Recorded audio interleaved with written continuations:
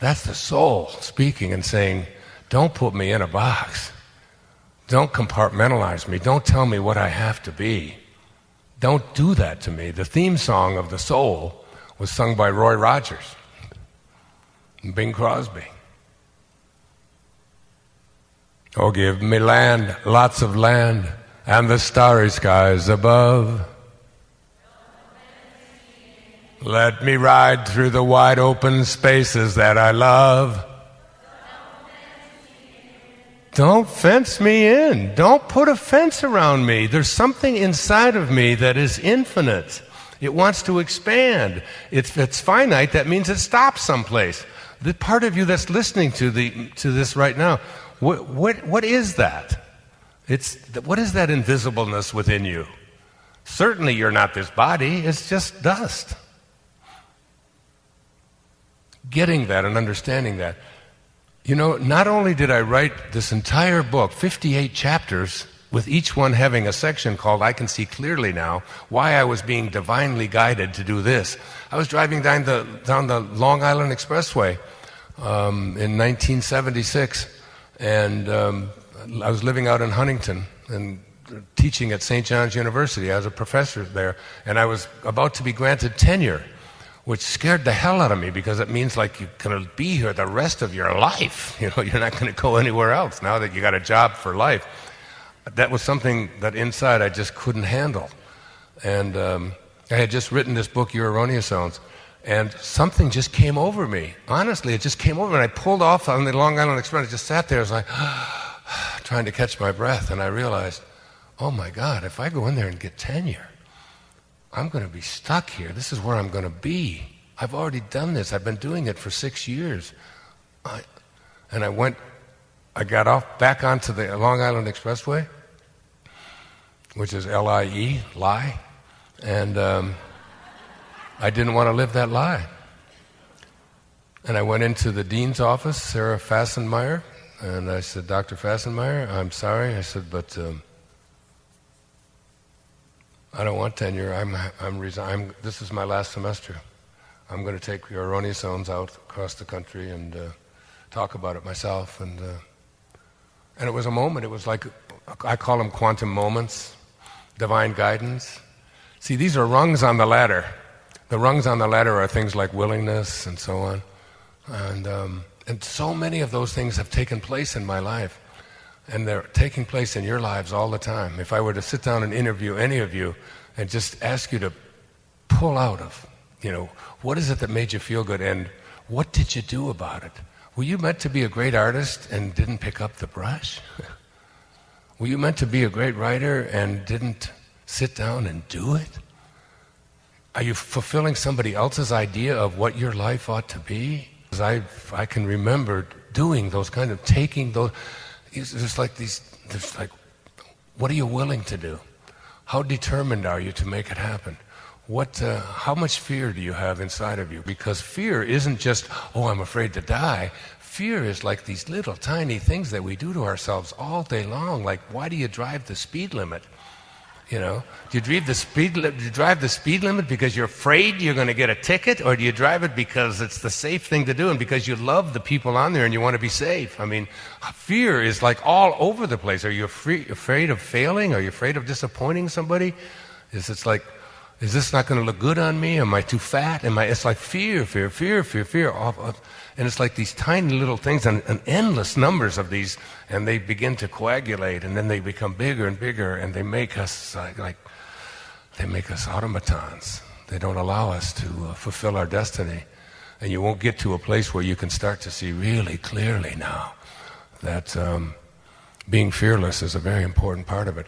Not only, ladies and gentlemen, did I write this other book and have it and do a public television special on it, and spent 5 months, morning, noon, and night, and my kids will tell you they couldn't get me away from it. It was just such a calling. It was like I had to do it. Because, this thing that I wrote out this morning, if there is intelligence behind life, and there's every reason to believe that there is, and must be, then all of that intelligence is innate in every creation of that intelligence. How could it not be? If you came from that, it must be within you.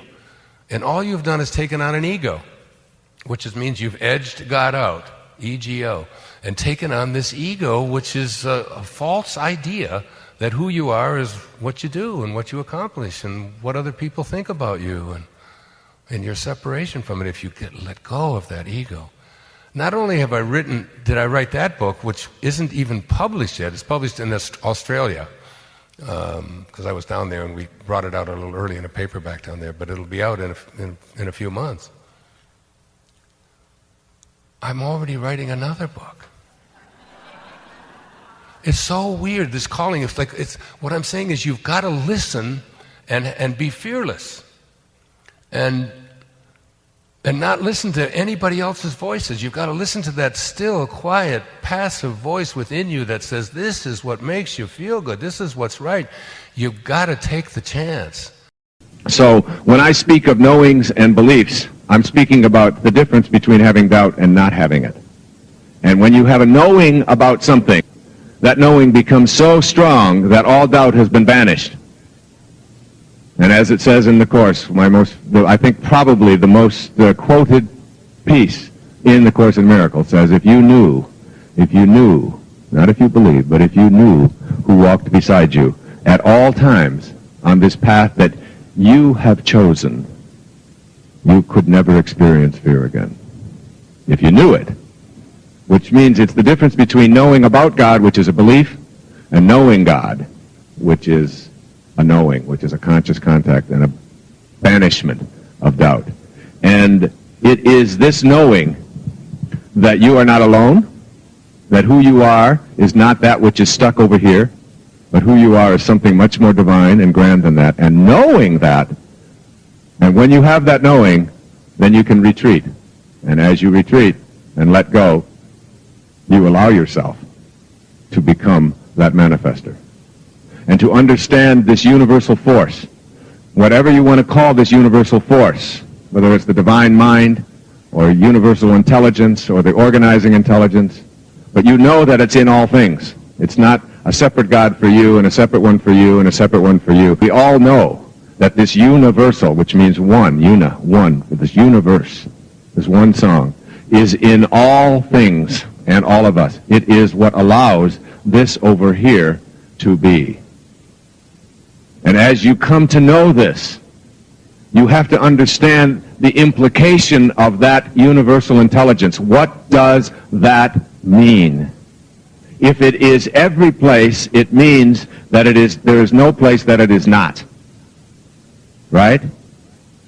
Which means it does not individualize or particularize into an individual personality. It is just there in all things.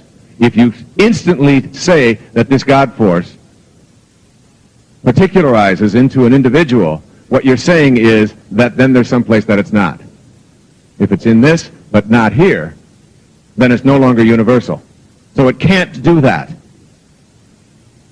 And as you come to ask yourself this question, if I knew that I had the ability to manifest what it is that I would like to be able to manifest for myself in my life, if I knew this, which is an absolute banishment of all doubt, and I knew that I had this power, what would it be? Would you rid yourself of an addiction? Would you manifest for yourself a healing, a divine relationship, prosperity, abundance, health, a job, a promotion, a child? Whatever it is that you would instantly think of, ask yourself and then just set it aside. What is it within me that keeps me from doing it? You see, this is really the crux. Everything that you process or perceive to be missing from your life, that you would like to be able to manifest, has within it the same organizing divine intelligence that is in you. So when you learn to manifest, what you are really doing is aligning your intention with divine intelligence. Or another way of saying it is you are manifesting another aspect of yourself. that divine force that is everywhere is in all things, including that which is missing from your life. I remember when my wife and I went into a remote village in Bali, and as we were going into the village, nobody was wearing any clothes. The women were balancing pots on their head. It was very, very non-Western place, way, way out in a remote area of Bali in Indonesia. And at the entrance to the gate of the village, there was an old man, and he was lying there, and he was looking up at the sky, and he was chanting and making some noises. And I said to the person, there was only one person in the whole village who spoke English, who had arranged for my wife and I to visit this place. And I said to her, "Who is that? What is he doing?" He said, "Oh, he's a cloud mover and a cloud maker. He makes the clouds." I said, "What?" He said, "Yeah, he's a cloud maker." I said, "Well, what would you want a cloud maker for?" He said, "Well, when there's periods of drought, his assignment, his job, what he does, is he brings clouds and he brings precipitation and he will end the drought."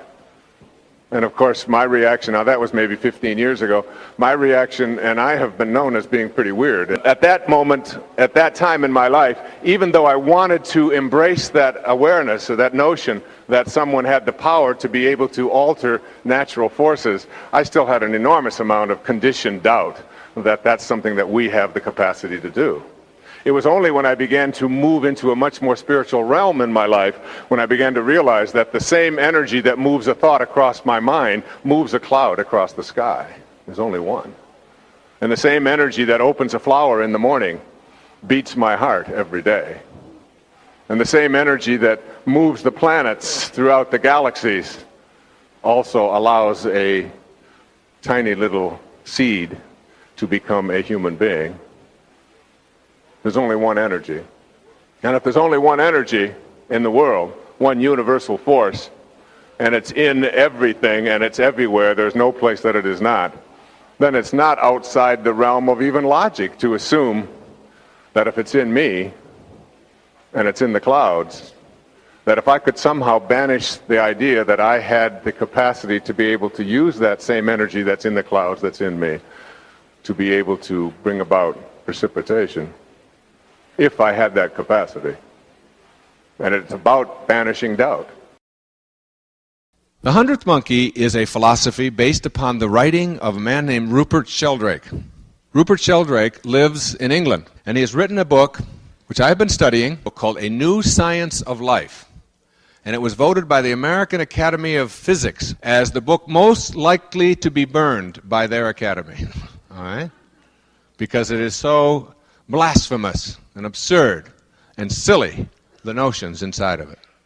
What Rupert Sheldrake is suggesting is that memory, which is what we can recall of all the things that have happened to us, is simply not stored in the brain. It's just not stored in the brain. All kinds of physical evidence to, like where they do experiments with cutting out pieces of the brain, a lot of ways of scientific evidence of establishing this belief. Just let it in. Don't endorse it, just let it in. Don't bite off my finger. Just look to where it's pointing for a few minutes, okay? The notion is that if memory, of course, is not stored in our brain, then where is it? Right? The philosophy is very simple, that all members of a species are connected together through what they call morphogenetic fields, just very much like magnets. And these fields surround all human beings. The 100th monkey is the number, the 100th monkey. Off the coast of Japan, there's an island. And they took a group of these monkeys from one species, and they put sweet potatoes out there on the beach. And they watched the monkeys. And the monkeys began to wash the sweet potatoes in a certain way that was peculiar to this species. And they began to eat them in a way that was peculiar to this species. After a given amount of time, when a certain number of monkeys within that species began to do that, the same behavior began to crop up in monkeys of the same species on islands 200 and 300 miles away. The question is, how did it happen? How could that have happened? and that's without going into all the details of that. If there is truth that all members of a species are connected, that all human beings are connected as well. And if all of us are connected in some way that we don't understand, but in fact are connected, then I'm not here to tell you that you have to be thinking positive thoughts because it'll improve your life. I'm here to tell you that you have an obligation because you could be depressing somebody in Uruguay right now by thinking negative thoughts. It's true. Now just think about it. Just let it in. The highest form of ignorance is to reject something you know nothing about. That's the highest form you can get to. We know so little about this whole idea.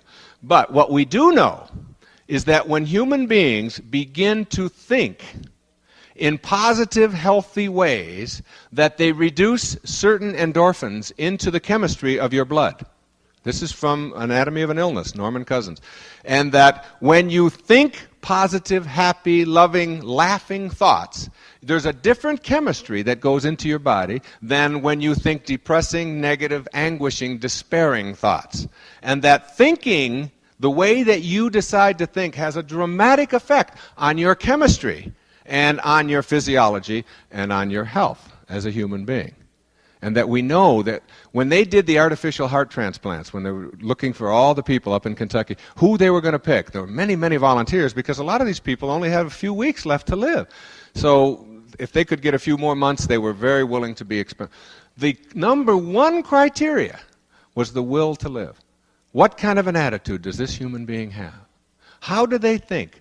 Because we do not want somebody who gives up on life, who is going to feel bad, who is going to be telling himself that he shouldn't be in this position. So as you begin to think about the possibility, here's what Ken Keyes did in The 100th Monkey. He said, and The 100th Monkey is about nothing I've said so far. That's just all what I learned through my own research and my own reading and so on. The 100th Monkey is a book about nuclear war.